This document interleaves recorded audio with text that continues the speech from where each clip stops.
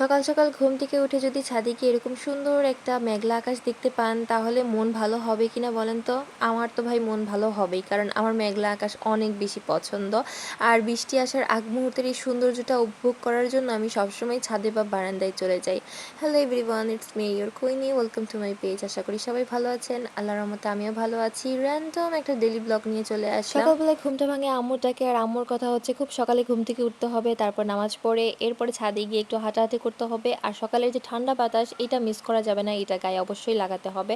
তারপর বাসায় এসে নাস্তা করো, এরপরে ঘুম পড়ো। আম্মু একবারও ডাকাডাকি করবে না দুপুরের খাবার খাওয়ার আগ পর্যন্ত।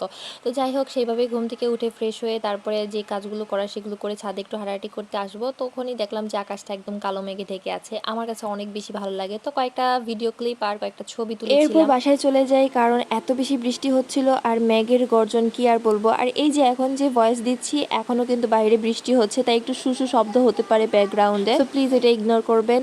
আর বাসায় যাওয়ার পর একটু রেস্ট করেছিলাম, আর সাফানও উঠে গেছিল, তো সাফানকে ফ্রেশ করে ওকে একটু নাস্তা করিয়ে তারপরে আবার সাফানকে নিয়ে আবার ছাদে আসলাম, কারণ রোদ্র উঠে গেছিল, একটু রোদ লাগাতে হবে আর কি সাফানকে। এজন্য মা ছেলে আবার আসলাম, এসে একটু রোদ লাগালাম। এরপরে আমিও নাস্তা করছিলাম, তো আম্মু এখানে ডিম সিদ্ধ দিয়েছিল সেটা খাচ্ছিলাম, আর এইখানে সাফানকে আমি ভাত খাওয়াচ্ছিলাম। বাই দ্য ওয়ে, আজকের ভিডিওটা কে কোথা থেকে দেখছেন আপনারা অবশ্যই কমেন্টে জানাবেন। আর ভিডিওটা যদি ভালো লাগে তাহলে লাইক কমেন্ট করতে একদমই ভুলবেন না। ভাই মাঝে মাঝে মনে হয় যে এত মানুষ ভিডিও দেখে কিন্তু বুঝি না ভাই, একটা লাইক বা একটা কমেন্ট করতে কি আমার ক্ষতি হয়ে যায়? লাইক কমেন্ট করতে কি এখন কি ফেসবুককে টাকা দিতে হয় নাকি ভাই? আমার জানার খুবই ইচ্ছা। তা না হলে আলতু ফালতু ভিডিওতে মানুষ লাইক কমেন্ট দিয়ে বেড়ায়, কিন্তু ভালো ভালো ভিডিওতে দেখেন লাইক কমেন্ট দিতেই এরা চায় না। সাফানকে খাওয়ানোর যুদ্ধের পর্বটা শেষ করে চা নিয়ে চলে আসলাম, আর আম্মু অনেকক্ষণ ধরেই চা খাওয়ার কথা বলছিল, আমি খাবো খাবো করে আর খাওয়াই হচ্ছিল না।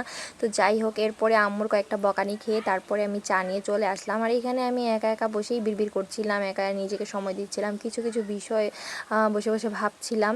আর এই চাটা অনেক বেশি মজা হয়েছিল, কারণ এটা আম্মুর হাতের স্পেশাল চা। আর এই চা কিন্তু বৃষ্টির পানি দিয়ে তৈরি। ভাই বৃষ্টির পানি চা আমার অনেক বেশি পছন্দ। আমি যখনই আসি আর বৃষ্টির যদি সিজন থাকে তখন আম্মু বৃষ্টির পানি জমা করে আম্মু বৃষ্টির পানি দিয়ে এই যে আমার জন্য চা বানিয়ে দেয়। চা খাওয়ার পর একটা মুভি দেখছিলাম, আর মুভিটা দেখতে দেখতে কখন যে আমি ঘুমিয়ে পড়েছিলাম আমি একদমই টের পাইনি। টের তো পেয়েছি ভাই তখন, যখন দুপুরবেলায় আম্মু অনেকগুলো ডাকাডাকি করছিল খাবার খাওয়ার জন্য, আর অনেকগুলো বকাও খেতে হয়েছিল, কারণ ঘুম থেকে নাকি আমি উঠতেই চাচ্ছিলাম না। যাই হোক, এরপরে খাওয়া দাওয়া শেষ করে আমরা একটু ছাদে এসে আম মাখা করছিল আম্মু ছাদে, সেটা খেলাম।